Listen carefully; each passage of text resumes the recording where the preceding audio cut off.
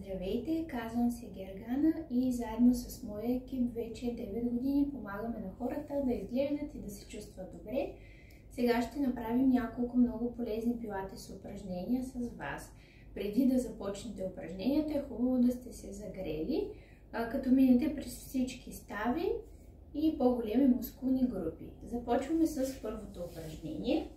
Като сме легнали по гръб, краката са ни свити, ръцете са на постелката, рамената са назад, стегнали сме лекичко корема назад, бавно се повдигаме нагоре, стягаме мускулите на седалището само до една права линия и плавно пускаме обратно надолу. Вдишаме, когато се повдигаме, издишаме, пускаме. Втори път.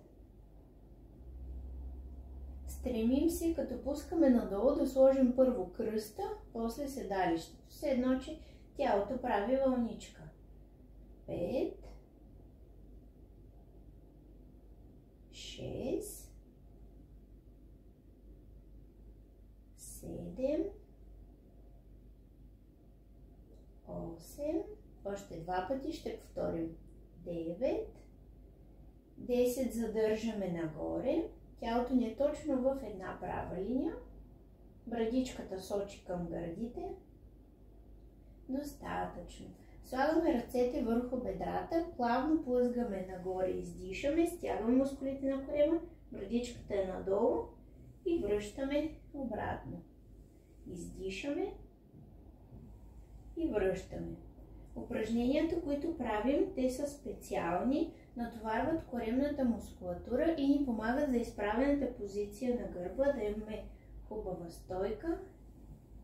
4, 5, 6, нагоре издишаме, 7, 8, 9, последно сега.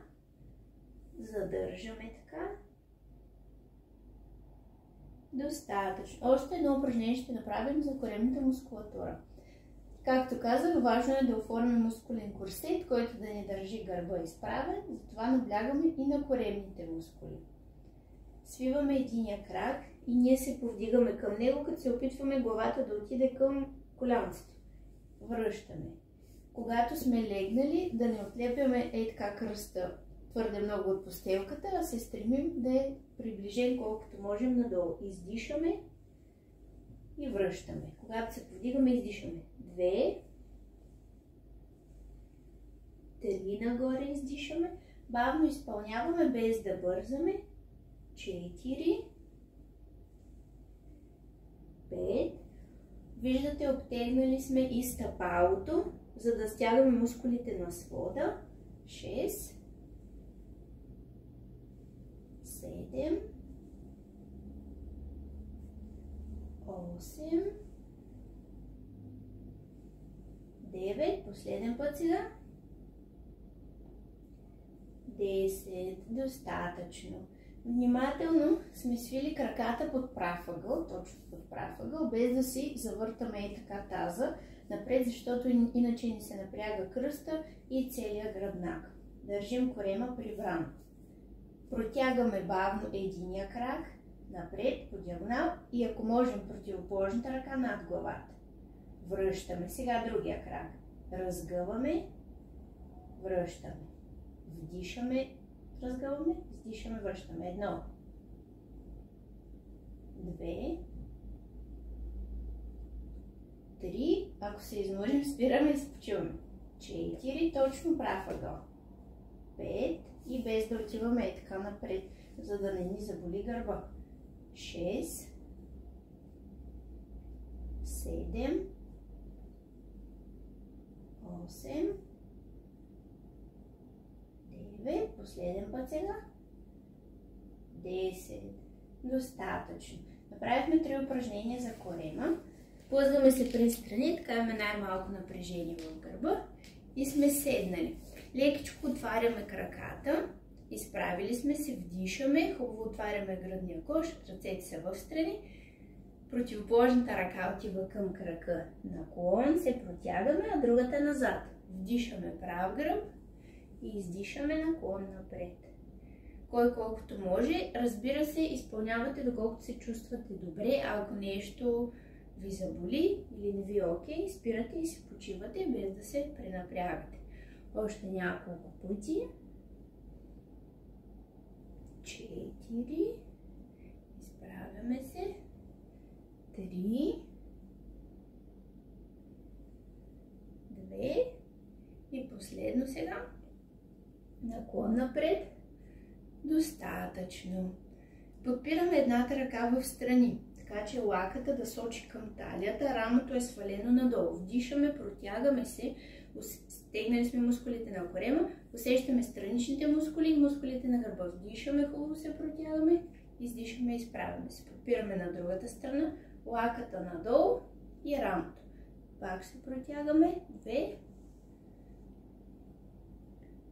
3. Усещате хубаво как се раздвижва страничната част.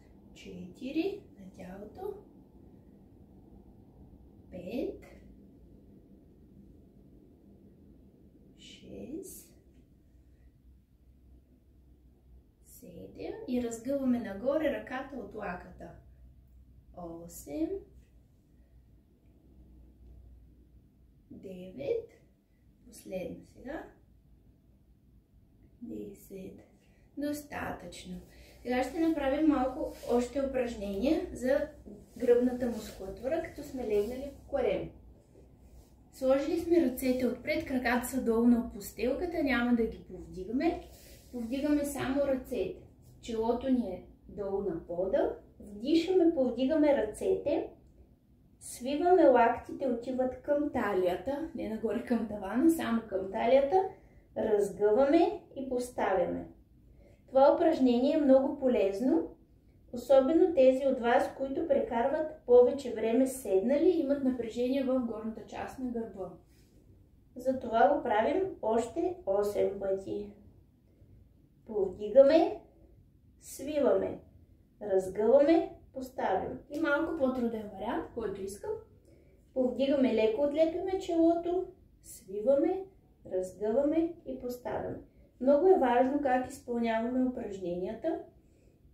Наблягам отново, че ако се повдигнем така твърде много, натоварваме си кръста и това не е добре, дори да не ни боли и ще ни заболи, като се повдигнем твърде много пъти така. Затова леко сме прибрали корема. Представяме си, че сме много високи и издължени. Свиваме, разгъваме и поставяме. Да няма напрежение в кръста. Малко се отлепваме от пода. Айде още 2 пъти. И последен път. Погледа виждате надолу, шините, прешните са издължени. Достатъчно. Сега ще повдигнем противоположен крак и ръка. Вдишаме, повдигаме, костите на таза са долу. Пускаме на другата страна. Вдишаме, повдигаме. Издишаме, пускаме. 2. Погледа как пак е към постелката. 3.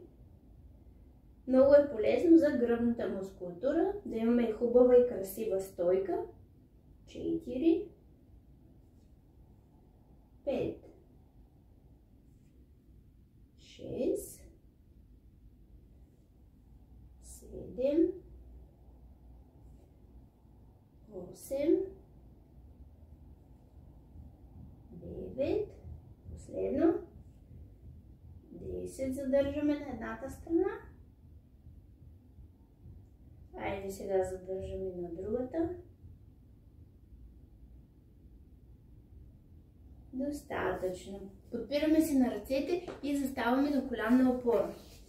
Колената са ни така разтворени. Разбира се, ако някой не му е удобно, няма да застава на колена.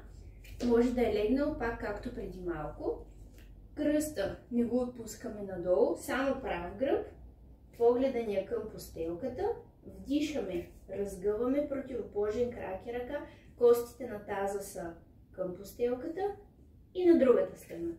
Разгъваме и пускаме. Всеки път връщаме колената, така да бъдат разтворени, за да имаме повече опора и стабилност.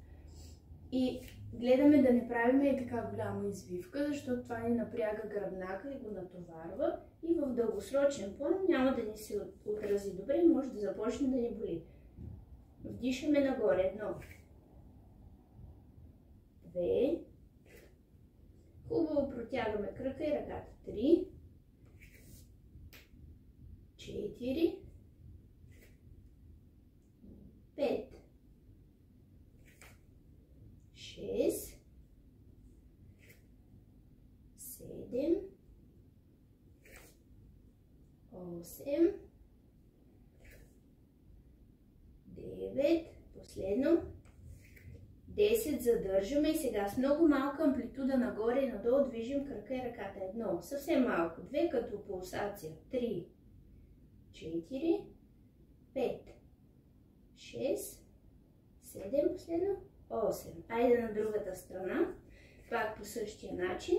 1 с малка амплитуда, 2, 3, 4, 5, 6, 7, 8. Достатъчно. Плъзгаме се пак през страни. Легнали сме по гръб. Свиваме единия крак към себе си, приближаваме коляното, раменцата са назад. Вдишаме. Когато издишаме, разменяме. Вдишаме през носа, издишаме през устата. 2, 3, 4. Бавно пускаме кръка отгоре надолу, за да имаме повече съпротивление, да стегнем мускулите на корема. 5, 6, 7, 8, 9, 10. И сега, който може с обтегнати крака, като ножичка ги разменяме. Коляното пак е обтегнато, за да стегнем хубаво мускулите на бедрото. Отгоре пръстчетата сме обтегнали, за да тренираме свода, да нямаме плоскостъпие. Вдишаме, издишаме, разменяме. 1, 2, който иска по-трудно, може да се повдигне. 3, 4, 5, 6, приближаваме кръка към себе си. 7, 8, 9, последно, 10. Достатъчно. Плъзгаме се през страни и сме седнали. Както ви е удобно, стига да сте с прав гръб. Слагаме ръцете зад главата, лактите в страни, рамената са свалени. Вдишаме хубаво, отваряме назад лактите, обаче без да изпъчваме гърдите напред. Задържаме така. За няколко секунди. Отпускаме. Айде пак. Задържаме. Внимателно. Усещате отзад мускулите на гърба, лопатките как се стягат. Ето тук може да се разтягат гръдните мускули, защото дълго време стоим седнали и малко се пренапрягат и се скъсяват. Затова е хубаво лекичко да ги разтягаме. Това бяха упражненията пилатес, които съм подготвила за днес. Надявам се да сте се раздвижили леко, да се чувствате добре. Стартираме нов проект, който е пилатес онлайн. Целта му е всички хора, които нямат възможност да идват в нашите зали в Пловдив присъствено, да имат вариант да се раздвижат, да се чувстват добре. Основните мускулни групи, които наблягаме при пилатес, са коремната мускулатура, седалището и гръбната мускулатура, но включваме и всички останали, за да може да имаме едно стегнато, красиво и хармонично тяло. Абонамента ни за пилатес онлайн е 50 лева на месец. Тези от вас, които решат да се включат сега, имаме бонус, получават и една седмица подарък. Така че заповядайте, може да се включите, като ми пишете на лично съобщение, за да ви изпратя по-подробна информация.